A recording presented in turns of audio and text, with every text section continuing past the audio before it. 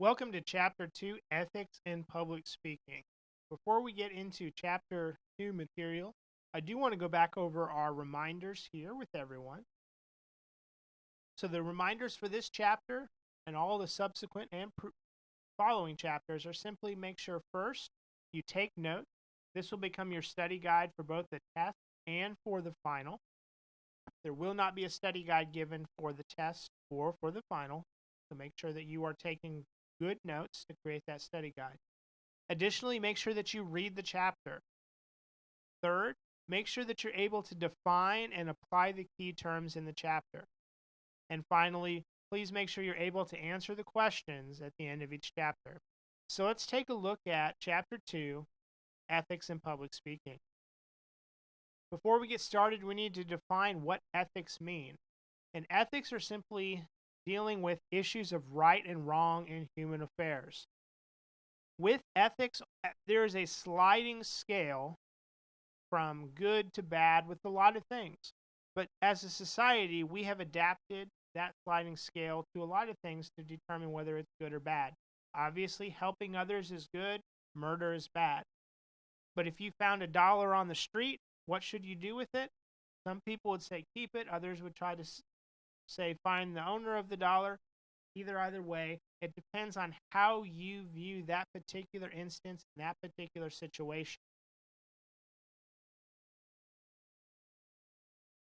So as we get into further with ethics, we get into ethical decision. And when it comes to presenting a speech, this is one of the things that we really have to be careful of as the presenter. So when it comes to ethical decisions, we're going to be weighing the potential course of action against our ethical standards. This comes into play especially when it comes to utilizing sources. If we're in the realm of persuasive speaking and we're trying to convince our audience to think differently, act differently, or do differently, we can find sources out there. Some are not very reputable, but needless to say, they are out there and they could be used or cited. So that allows us to begin to think about ethical decisions. We do have a source. Is it credible? Should we use it? Some people would say yes. Some people would say no. But ultimately, it comes down to that ethical decision-making process.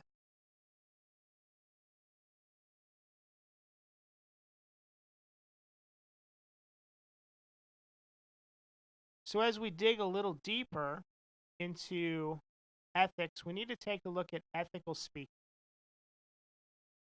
So before we begin the process of speech creation, research, and writing, we need to make sure that we start from an ethical and sound point. So some guidelines to think about. First, make sure that you have ethically sound goals.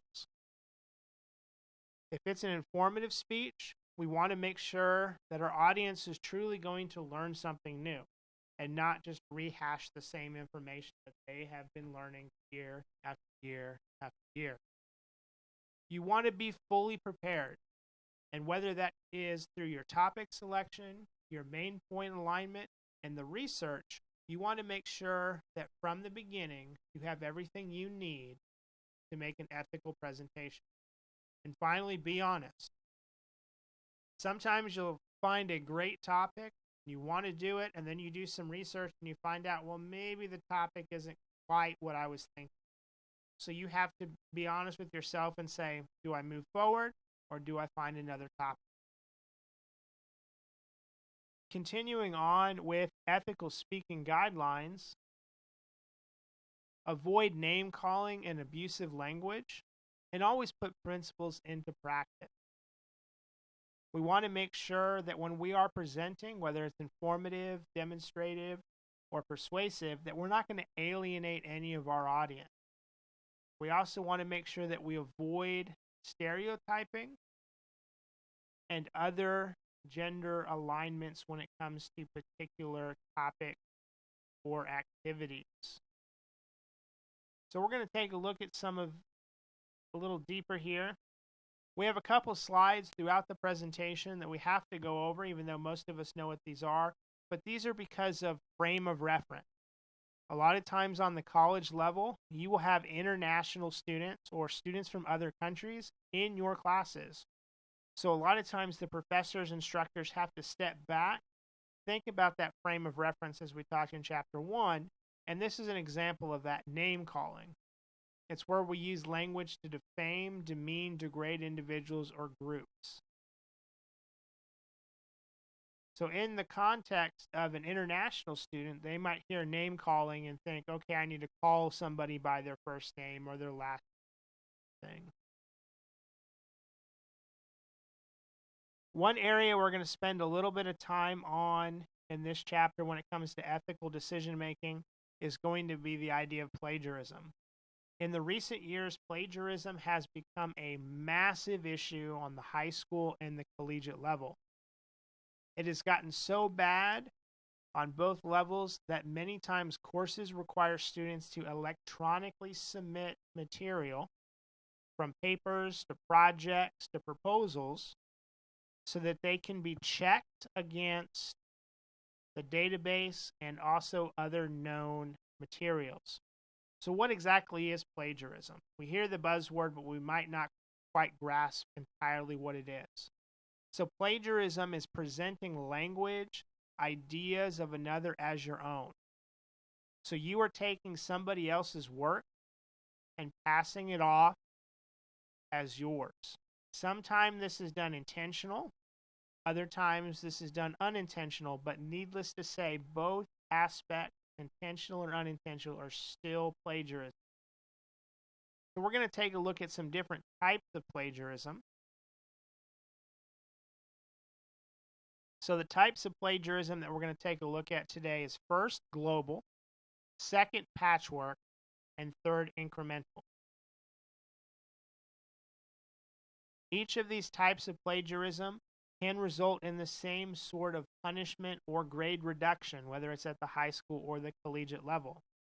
Somebody who plagiarizes an entire material might get kicked out of the university or institution, and somebody who fails to cite a source could potentially be kicked out of the institution depending on the severity of the plagiarism. Most institutions now, as part of their freshman orientation and or intro-level courses, spend a considerable amount of time talking about what is plagiarism. So we're going to go deeper into each one of these categories of plagiarism. Biggest, global, then patchwork, and then finally incremental. So let's take a look at global plagiarism. Global plagiarism is stealing from a single source and passing it off as one's own. So you're sitting in senior English, and you had a busy weekend and your paper is due in 5 minutes, and you lean over to your neighbor and say, hey neighbor, will you email me your paper? They email you their paper, and you take their name off and you put on yours. This is an example of global plagiarism. The entire work is somebody else's.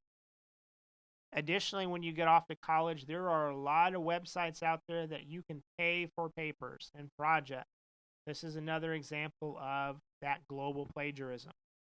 We talked about turning in items electronically. Most colleges and institutions now have a pay-for-service where they are sorting through everything that is submitted. Not only are they checking the work that you're turning in, but they're also checking it against everything that has been previously turned in, as well as material that have been turned in at other institutions and organizations.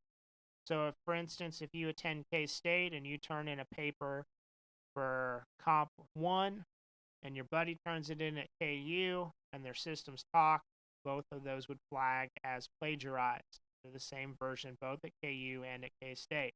So just be conscious of that. So getting a little smaller with our plagiarism, we're going to delve into patchwork plagiarism.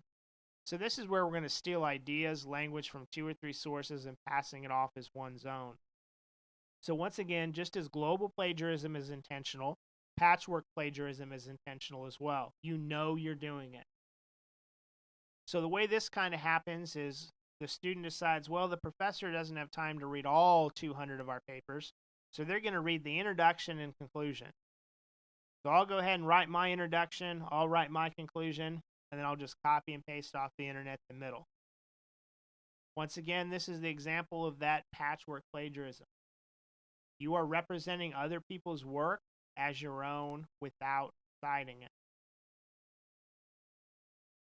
The final type of plagiarism we're going to talk about is going to be the incremental plagiarism.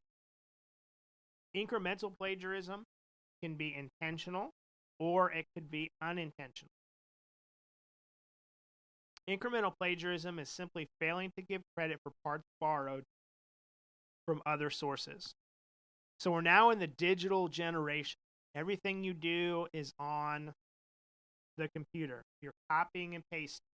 When I was in school and we did research, we wrote on note cards, we looked at books to get everything done, so we knew where our sources were coming from. We take our note cards and we would line them up in order and then start handwriting our first draft, and then we would type up our final draft. But nowadays, it's all copy and paste. You have the internet window on the left, and then you have the Google Doc or Word document on the right. And you find some information to support your first main point, and you copy it over. But then you forget to cite that, whether that's an internal citation, information according to John Smith at Reader's Digest, or you have a header note where it references the works cited page at the end of the document. So this is the example of incremental plagiarism, where it's unintentional. Intentional would just be copying and pasting a quote or something and not citing it. So the easiest way to avoid this type of plagiarism is when you copy something over, just change the font color. So if you're copying off of Google onto your document, whatever you bring in from Google, just make sure it's red. So as you go through and you do your final edits, you can ensure that each one of those sources of information has its citation, both internal, of course, the works cited at the end. If you can't remember where it comes from, you can always take that sentence or two and paste it back into Google, and it'll take you back to the website that you found it. Speaking of Google and the internet, plagiarism in the internet has become a larger problem as the internet continues to expand. But as you're going through and finding material online, please make sure that you cite and you know where it comes from. Even if you don't have the time to do a formal citation, at least put the URL next to the information so that you can go back later and make those changes. A great website that many of you have been exposed to, or this will be your first time hearing about it, is EasyBib. It allows you to quickly put in a URL and get the full citation out of it, so it's a copy paste and you're ready to go. There are other websites and sources out there as well, but EasyBib might be one you're familiar with, or you'll be interested in trying going forward. So we spent a lot of time talking about plagiarism, but plagiarism really ties into that ethical thinking and ethical speaking. So as we move back into specifically looking at ethics, we talked about the ethics from the perspective of the speaker. Now we're going to take a look at ethics from the perspective of the listener. So ethical listening, this is the idea that speech making is a two-way street, and listeners have an ethical obligation. So you're attending a presentation. The person who's presenting has put considerable amount of time, energy, and effort into what they're saying and doing. So we need to make sure that we're listening intentionally. We're looking to gain information from the particular presentation. Also, we need to avoid any sort of distractions so that we can fully keep our attention with the speaker and presentation. So continuing on with ethical listening, some guidelines to consider. Be courteous and attentive. Avoid prejudging the speaker, and maintain free expression of ideas. So be courteous and attentive. Make sure that all the distractions are removed. So if you're a big cell phone user, put it in your pocket, put it under your chair, whatever you have to do to maintain that focus. Avoid prejudging the speaker. Try not to establish judgment on the speaker before they even begin to speak. So for instance, if they are a younger person and they're talking about World War II, just because they're not old enough to have personally experienced it doesn't mean that they necessarily don't have relevant connection to the topic. And then finally, maintain a free expression of ideas. It's important to know that we might not always agree with the speaker, but we do have that obligation to listen to what they say. We also have the ability, or in some people's case, the inability to quickly respond. So we want to make sure as a listener that we're always courteous and attentive, we avoid prejudging the speaker, and we maintain that free expression of ideas. You never know, you might learn something new.